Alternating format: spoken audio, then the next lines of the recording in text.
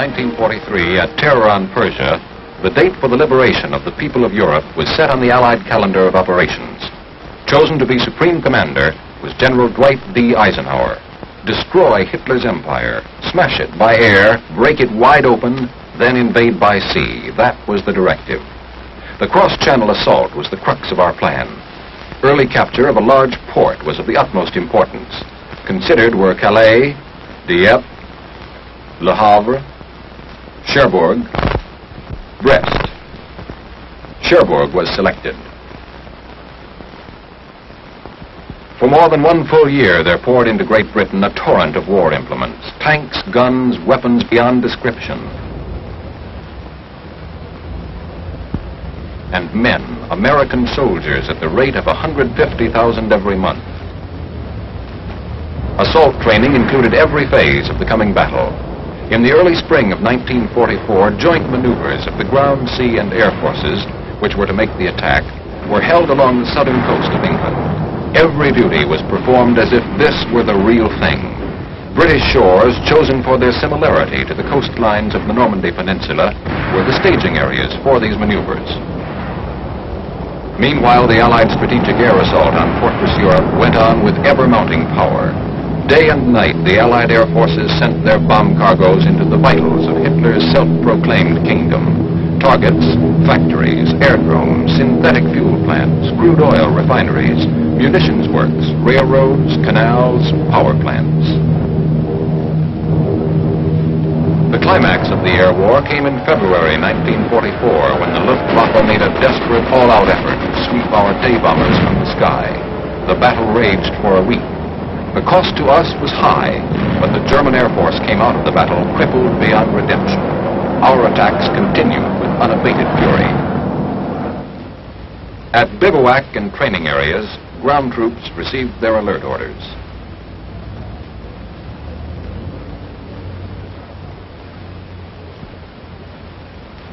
Men and equipment started to move. 65,000 men and 7,600 vehicles from bivouac areas all over Great Britain were moved to marshalling areas in southern England without a hitch. Highways were kept clear of all civilian traffic during this period. Rumor that the great invasion was at last underway flew through the length and breadth of Great Britain.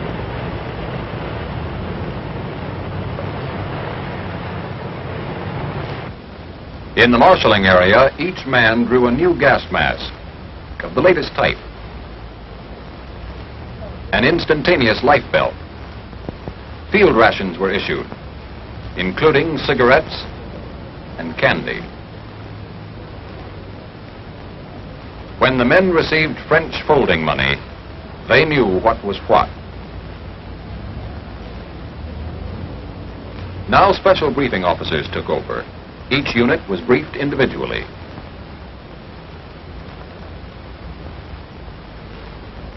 The movement of the initial invasion task force from the marshalling areas to the embarkation points in southeastern England began on 30 May 1944. The timetable called for all troops, vehicles, and supplies to be aboard their transports within 5 days. This transportation and embarkation schedule, so vital to the whole invasion plan, required the closest possible coordination of times of departure and arrival. The operation was executed with expert skill and efficiency. Morale was high. Toughened, skilled, easy under discipline, our men knew they were ready.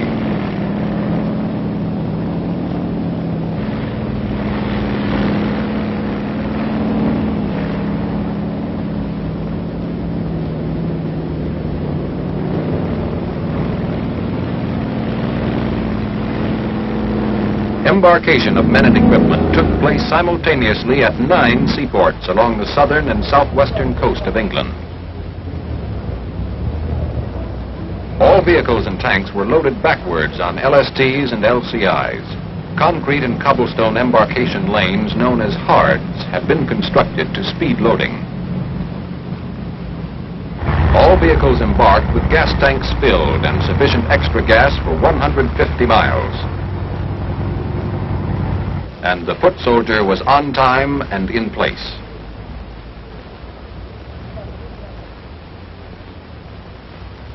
All English seashore towns through which our military forces passed were quarantined as a precaution against the leakage of information. Had the Luftwaffe commanded the skies at this juncture, it could have inflicted great damage to our men and ships, concentrated as they were in this relatively small area.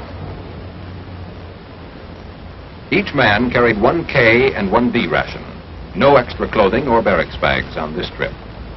General Eisenhower said of these men, "There is no question at all as to the readiness of the troops. They are well trained, fit, and impatient to get the job started and completed." These small assault boats ran a continuous shuttle service from the hards and docks to the transports lying at anchor in the harbor.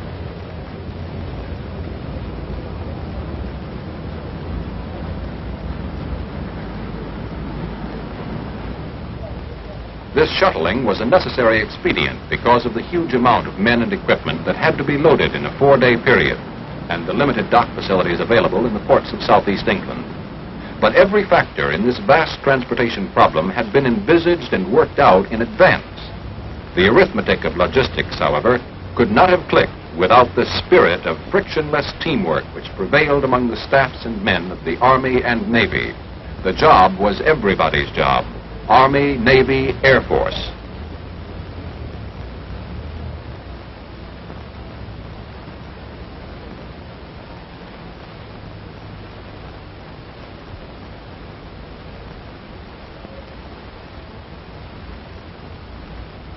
As each ship was completely loaded with its men and equipment, it pulled out into the harbor to take its place in the forming convoy.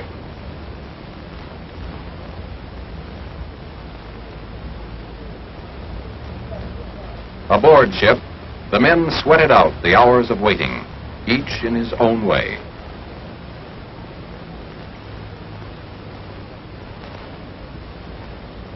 Naval gun crews received individual briefings. The success of this tremendous undertaking depended vitally upon the naval bombardment that would precede the assault of ground forces. Troop units rehearsed their objectives from D-Day to D+3. Everything known about the enemy's defenses was thoroughly analyzed by officers and men. Preventive maintenance service of arms and equipment was highly stressed in all branches of our military forces.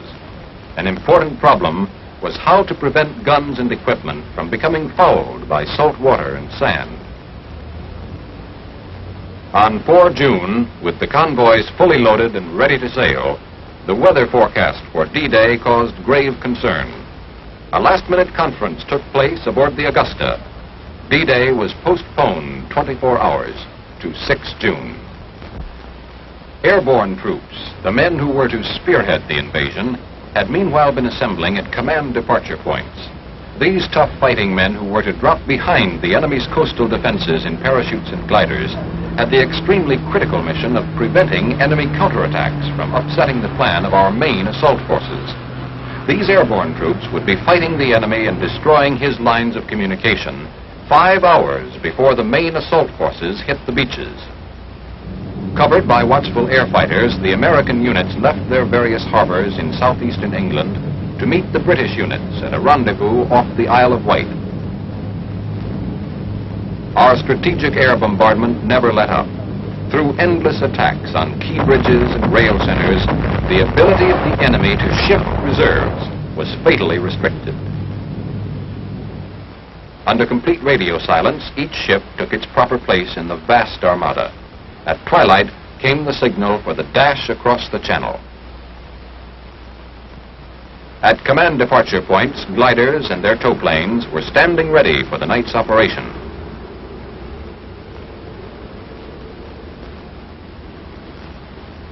Speeds and altitudes were assigned to tow plane pilots, and glider pilots were given a final briefing on all that was known to our intelligence regarding the conditions likely to be found in the drop zones. Each unit's mission was clearly defined. Earlier in the day, General Gavin had a final talk with his men.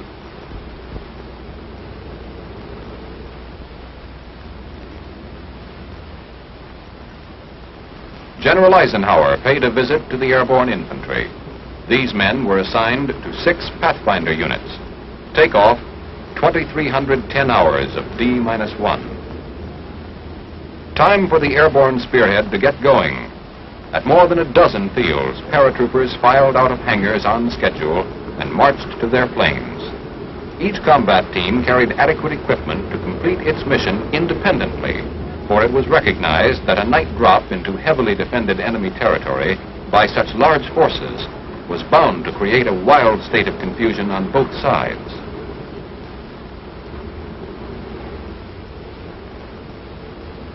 Parapacks of heavy equipment would be released separately.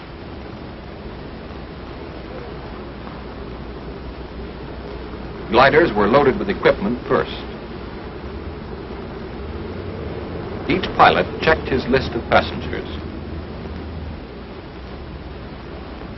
Paratroopers put on their full load of equipment, adjusting each item with extreme care. To hit the dirt just right with a full load of equipment is a highly specialized business.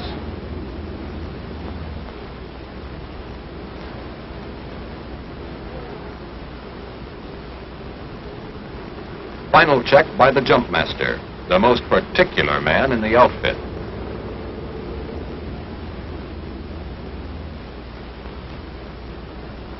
Paratroopers board their planes. Leg packs containing demolition supplies will be released by the men while in midair. Thus, each man will hit the dirt close to his pack. The success of the mission depended upon the rapid destruction of certain key enemy installations. The gliders take off. The heavily armed men in them, a short while before, had listened to a message from the Supreme Commander. You are about to embark on a great crusade. The eyes of the world are upon you, and the hopes and prayers of all liberty-loving people are with you.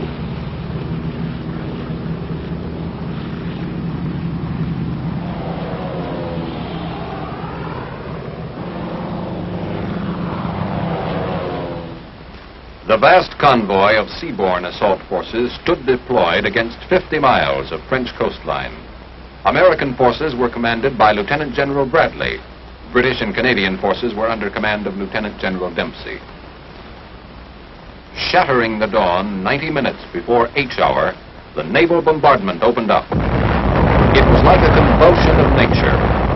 More shell tonnage was expended in 1 hour than in the entire Allied naval campaigns of World War I. Each warship had its assigned targets, its individual schedule of fire. Prime targets were the enemy's powerful coastal guns. Infantry units that would comprise the second assault wave began transferring into their assault boats. The first assault wave was already standing by, waiting for the signal to dash inshore.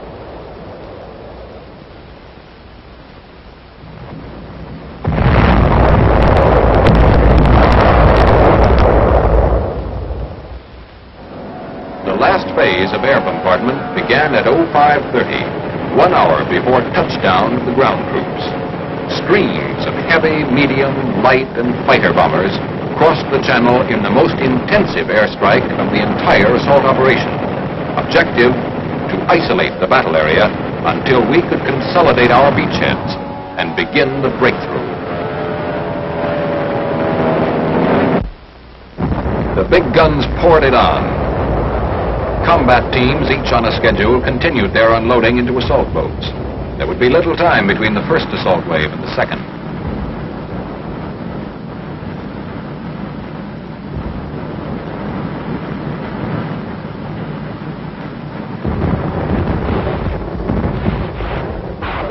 Now the rocket ships opened up, smashing at underwater obstacles and coastal mines, over the heads of the first wave of assault troops, firing their massed salvos with close precision until the troops were 300 yards from the beaches.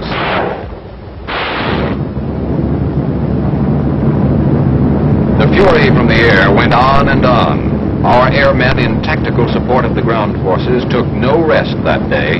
Back from one sortie, they gassed up, loaded their bombs and ammunition belts, and grimly went out again and again.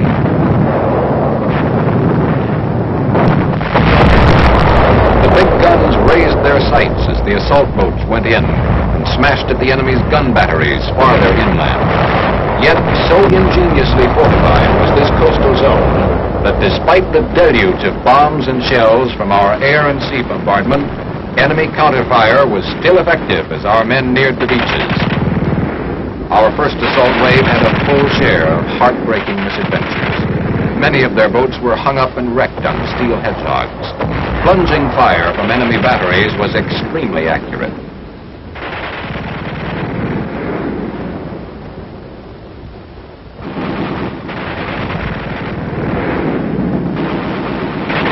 In the confusion, boats went astray or got out of control and crashed into one another. Forced to jump out of sinking boats, many men had to discard their weapons and equipment to save themselves from drowning. The casualties in the first hour were heavy.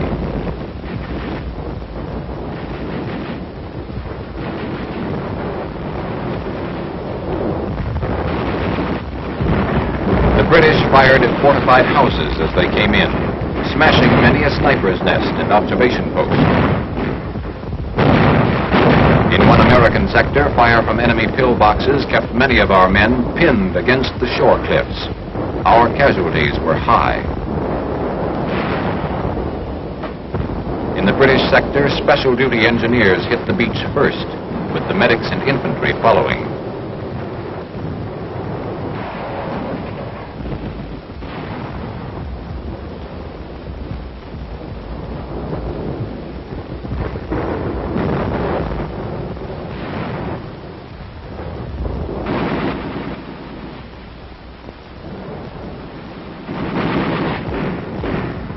With the beachhead secure, the infantrymen lost no time in driving on to other objectives.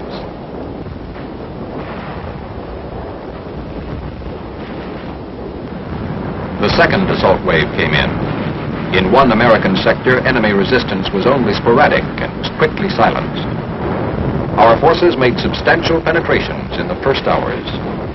So it went on the beaches of Normandy this fateful day in June. Reinforcements continued to pour ashore. Artillery and heavy engineering equipment were firmly established. The German boast that an invading force could not remain ashore for 9 hours had been flung back on the now desperate defenders. Hitler's fortress had been cracked. The great gamble had been won. Having accomplished what many European military leaders believed never could be done, a cross-channel invasion, the Allies were now in position to apply their great power to the methodical destruction of the German armed might, to bring retribution to the fiendish criminals that had conceived it, to scourge it and them from the face of the earth.